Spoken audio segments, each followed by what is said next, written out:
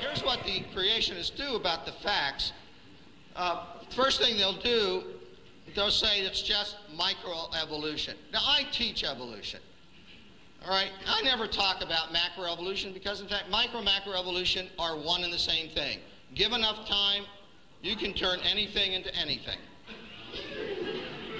Yeah, it's true. It's true. All right. It's proven. You got the fossil record. Shows all the steps.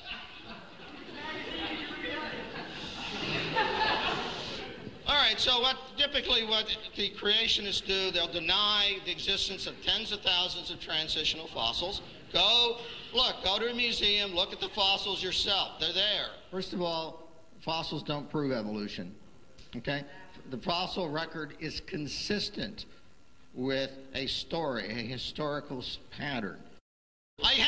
It's proven. You got the fossil record. Shows all the steps. Fossils don't prove evolution.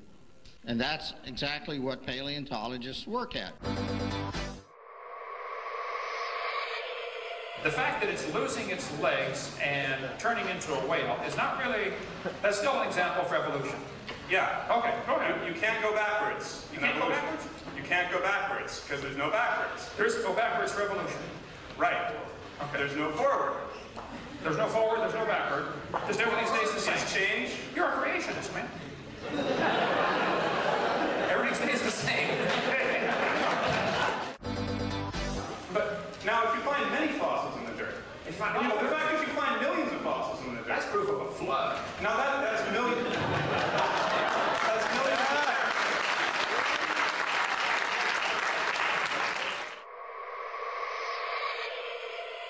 We have a very good set of bones saved from fossil records showing that the whales evolved through a long period of time from animals that were on land to animals that are in the water. We have that evidence. And to say we don't have it or to say that we're lying is disingenuous to this audience. I don't know if I can help if you can't get this, but no fossils count as evidence for evolution. Well, first place, there's not enough to tell what it is. Secondly, you don't know that that is the ancestor of anybody. You don't know that that animal had any kids that lived. It is absolutely impossible to use any fossils at all as evidence for evolution. And anybody that's telling you fossils are evidence for evolution, you talk about voodoo science, that is it, folks, okay? We know these bones produce something other than their kind. Even though no animal today can do this, these bones were able to do it. That's absolute voodoo science. That's a good word. I got to use that one from now on. I appreciate that, okay? And if those bones don't have dates on them, they don't come with a little tag saying this one evolved into this one. All you do is put your preconceived evolutionary imagination idea on top of these fossils that are found. Fossils don't mean anything as far as evolution is concerned. We don't need them. We got all the evidence we need to prove evolution without fossils. Forget fossils. They just aren't important. What's important is DNA. We have a very good set of bones saved from fossil records showing that the whales evolved through a long period of time from animals that were on land to animals that are in the water. Fossils don't mean anything as far as evolution is concerned. We don't need them. And to say that we're lying is disingenuous to this audience. And evolution, regardless of what Dr. Hovind says, is very much a part of that tradition. We are constantly revising. Tradition? You don't have to trust tradition. I mean, come on, there's different traditions all over the world.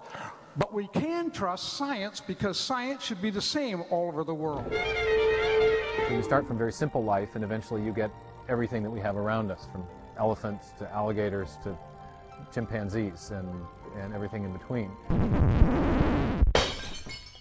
According to Chen, the fossils he's discovered turned Darwin's tree of life upside down.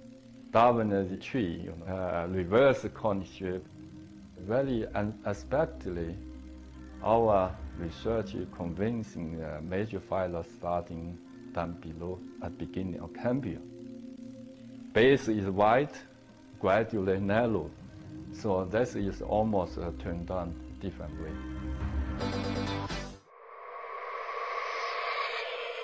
Hi, Dr. Hogan. Hi, I forgot your name now. What is it? My name is Michelle Markstein, and Michelle. I'm a postdoctoral fellow here in the Integrative Biology Department. I have a PhD in genetics. Here's an interesting fact. If you take and look at what's inside that banana and those dogs, they're awfully similar. Now, do you believe dogs are related to bananas? Ultimately, yes. Ultimately, yes. Okay. You're saying, as a postdoctoral fellow. There you go. But you don't need to say doctor in front of my name. Okay. I'm pretty secure about it. If God decided to use the mechanism of evolution to create human beings, you look nervous. To say that was a bad thing to do it. Calm down. It's okay. You know why I'm nervous? Because I don't have the rhetorical skills that you do. No. I am winning this argument because I'm right. No,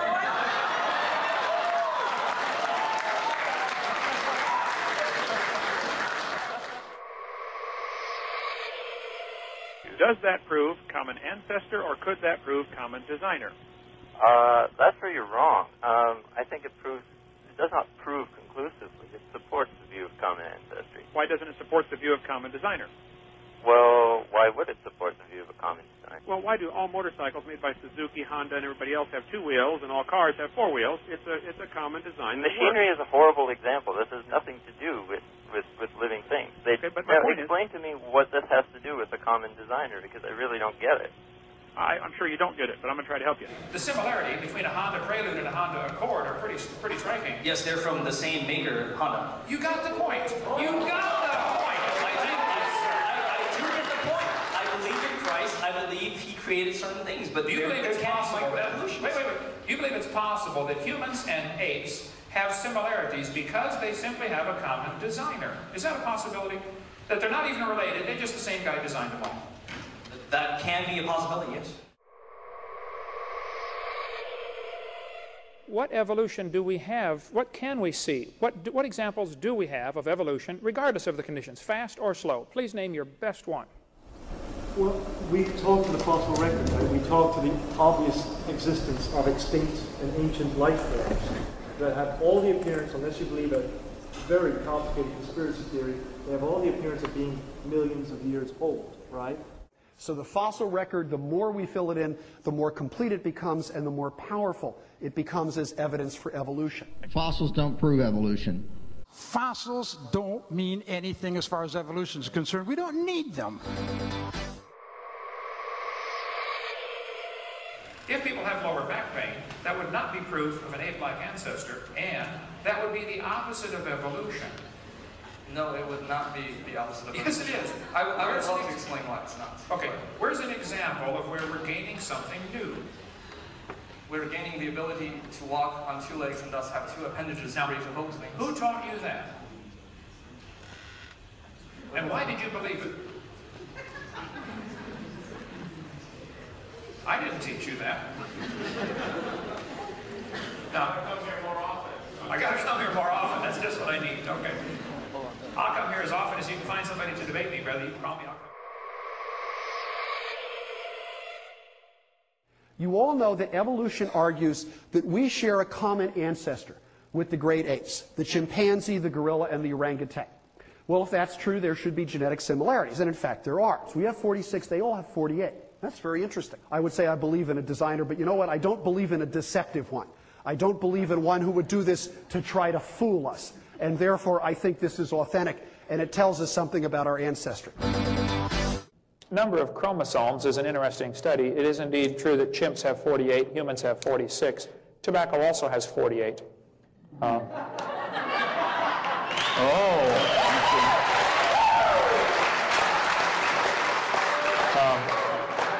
Amoebas have 50, and they say we came from an amoeba, yet they've got more chromosomes than we do.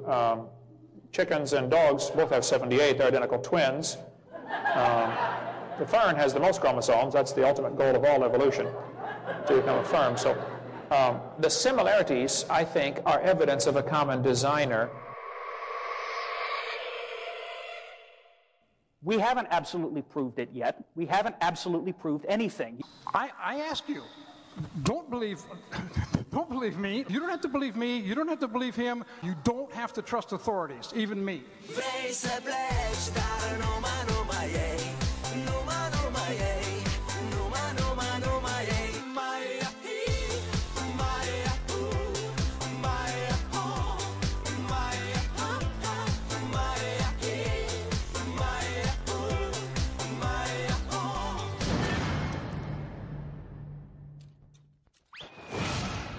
would encourage you students to open your mind just a little bit and think about possibly, it could be, just like when people were taught the earth was flat and later they found out, oops, that's wrong.